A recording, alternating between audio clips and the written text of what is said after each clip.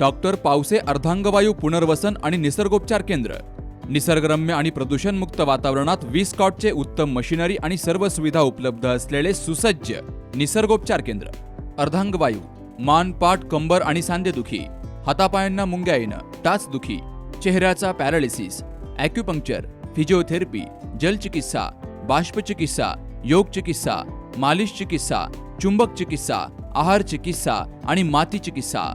संपर्क डॉक्टर रमेश पावसे, ठिकाण हिवरगाव पावसा, रायतेवाडी रोड, तालुका संगमनेर. संपर्क 9623 25 67 22. राहता तालुक्यातील लोणी पोलीस ठाण्याच्या हद्दीतील लोणी बुद्रुक, लोणी खुर्द आणि कोल्हार भगवतीपूर परिसरात नागरिकांच्या सुरक्षेसाठी तसेच कायदा सुव्यवस्था अबाधित ठेवण्यासाठी उभारण्यात आलेल्या सीसीटीव्ही प्रकल्पाचं उद्घाटन उत्साहात पार पडलंय. जिल्हा नियोजन समिती अंतर्गत राबवण्यात आलेल्या या महत्त्वपूर्ण प्रकल्पामुळे संपूर्ण परिसरात आधुनिक तंत्रज्ञानाच्या माध्यमातून सुरक्षा व्यवस्था अधिक मजबूत झाली आहे. कार्यक्रमांतर्गत लोणी गावातील 20 चौकांमध्ये एकूण 88 सीसीटीव्ही कॅमेरे, तर कोल्हार गावातील 8 चौकांमध्ये एकूण 33 सीसीटीव्ही कॅमेरे यशस्वीपणे बसवले गेलेत. त्यामुळे एकूण 121 कॅमेऱ्यांचं जाळं उभं राहिलंय. या प्रकल्पाचं उद्घाटन राज्याचे जलसंपदा मंत्री तथा अहिल्यानगर जिल्ह्याचे पालकमंत्री डॉक्टर राधाकृष्ण विखे पाटील यांच्या हस्ते झालं. यावेळी अण्णासाहेब म्हस्के पाटील, विशेष पोलीस महानिरीक्षक दत्तात्रय कराळे, पोलीस अधीक्षक सोमनाथ घारगे तसेच अपर पोलीस अधीक्षक सोमनाथ वाघचवरे यांची प्रमुख उपस्थिती होती. तर लोणी पोलीस ठाण्याचे अधिकारी, कर्मचारी तसेच लोणी बुद्रुक, लोणी खुर्द, कोल्हार, भगवतीपूर आणि प्रवरानगर परिसरातील नागरिक मोठ्या संख्येनं हजर होते. कॅप्टन खरात यांच्या कर्तृत्वाबद्दल आता रोज नवीन नवीन माहिती पुढे येते.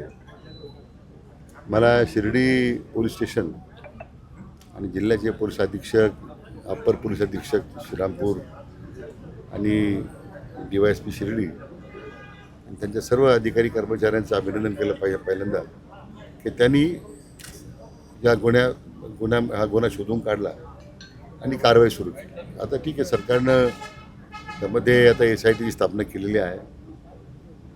माननीय मुख्यमंत्र्यांनी स्वतः लॉकआउट नोटीस देण्याची सूचना दिल्यामुळं आरोपीला परदेशात पळून जाता आलं नाही.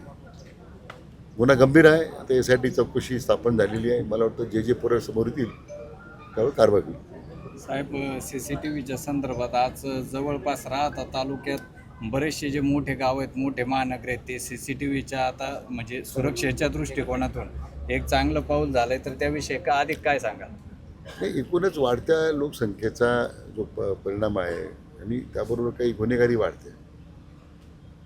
पण हे सगळं करण्यासाठी केवळ पोलीस दलावर अवलंबून राहणं किंवा असणाऱ्या अपुऱ्या पोलीस दलाची जी पोलीस बळ आहे त्या अपुरी संख्येच्यावर आधारित त्यांना मर्यादा आहे. वाटतं महाराष्ट्रामध्ये आपला एकमेव जिल्हा आहे ज्यामध्ये प्रत्येक नगरपालिका क्षेत्रात CCTV बसवण्याबद्दल जिल्हा नियोजन मंडळाच्या मार्फत पुढाकार घेतला. अहिल्यानगर शहर पूर्णतः आता कमांड सेंटर आपण सुरू केलं आणि आता राहता तालुक्यात सुद्धा जी मोठी गावं आहेत त्या ठिकाणी सुद्धा आता CCTV बसवून ते सुद्धा पोलीस कंट्रोलला आपण जोडलेले आहे. मला वाटतं या सगळ्या नवीन तंत्रज्ञानात CCTVमध्ये सुद्धा आता पुष्कळ तंत्रज्ञान विकसित झालेलं आहे. आता गाडीची नंबर प्लेट समोर येत आहेत, तिथं कमांड देता येतात.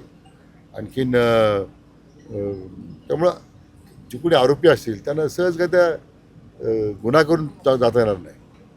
मला वाटतं या CCTVमुळे नागरिकांमध्ये सुरक्षितता राहील आणि व्यापारी प्रतिष्ठान जेवढे आहेत त्यांना सुद्धा संरक्षण मिळेल. या उपक्रमामुळे परिसरातील गुन्हेगारीवर नियंत्रण ठेवणं अधिक सुलभ होणार आहे. त्यामुळे नागरिकांमध्ये सुरक्षेची भावना निर्माण होईल. आधुनिक आणि सुरक्षित गावांच्या दिशेनं टाकलेलं हे एक महत्त्वाचं पाऊल आहे असंही सांगितलं गेलंय. Ganesh Randhavane, C news Marathi, Kolhar.